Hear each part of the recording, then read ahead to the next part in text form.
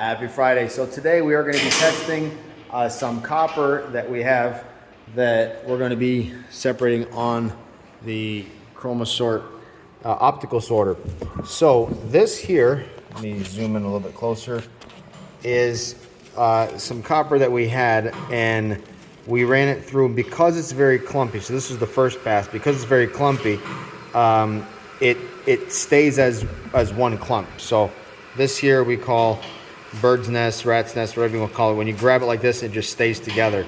So so you can see here there's still a couple flakes of plastic and brass that stayed stuck in there. So what we did is in that first pass, that material was mixed with this here. So that was all together. So we were able to get it to where this is the clean fraction, but not clean enough for my test, for my liking. So what we did is we granulated it, which removed all the plastic, and then we're left with this. And this here, you can see, flows through my fingers like sand. And you can see the brass is in here, the pieces of brass. So what we're gonna do is we're gonna put this into the sorter, and we're gonna run it up into here. And you can see all those speckles of brass in there. Zoom in. And we're gonna run it over the optical sorter, and then we have our keeps and our rejects. So the rejects go in the second one over here. So this is a really cool system because it uses an algorithm to separate not just by color. You can choose what gets thrown, so what gets shot. So the nozzles are here, and I mean, of all the optical sorters that I've played around with, this here has the least amount of air that uses. I mean, it just sips air. It doesn't use a lot of air. So what's really cool here is that material comes here and it shoots right around, right over this bar, just barely touches this bar, and then it goes down the trajectory into this section here. The nozzles are right here, and they shoot the rejects into this side, and those slide down into this side here and come out this side here. So it is super intuitive. We can sort by shapes. We can, or I say we, but we now that I'm using this, but sort by shape, sort by color. So check this out. We did this in our first test. We started with over here this material. I'm going to make a video of just showing this material, but check this out. We had this copper, and this copper has aluminum, it has brass, so aluminum, brass, and copper, right? So we took this, ran it through the system, and what we rejected was everything except for copper. So all the copper stayed, and look how clean this is. I mean, there's a one piece of brass here, but I mean, it is super clean. So copper, and then it gave us this fraction here.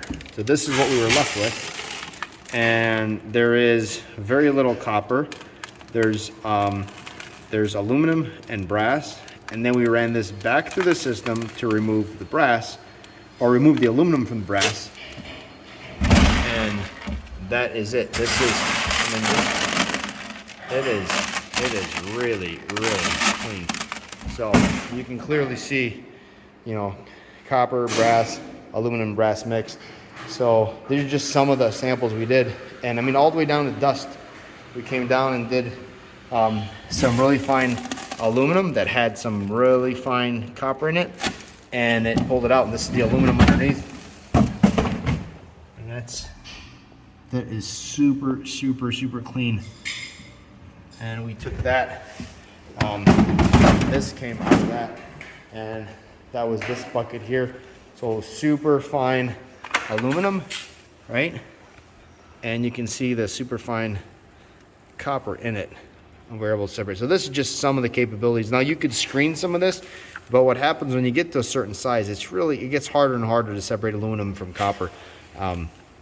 Once you get down to small particles that are similar in shape, because the air, especially if you've used a turbo mill, the air blows around the aluminum. So like aluminum copper radiators is different because that aluminum flake has surface area, so it's really easy for the air table to just blow that back. It kind of floats on that bed of air. But when you're balling everything down, the air flows around that ball, and then your ball sinks to the bottom and then climbs up with the copper. So anyways, we're about to fire this up here, and we're going to show you the results. So what we're doing right now, our goal is to separate the brass out of this copper, and you can see those flakes here.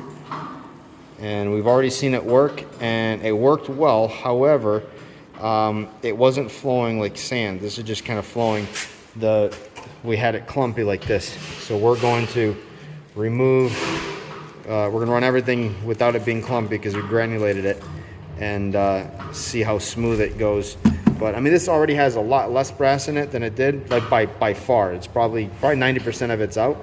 But we've seen how this machine can get material clean. So when it's fluid, I expect it's going to be much better.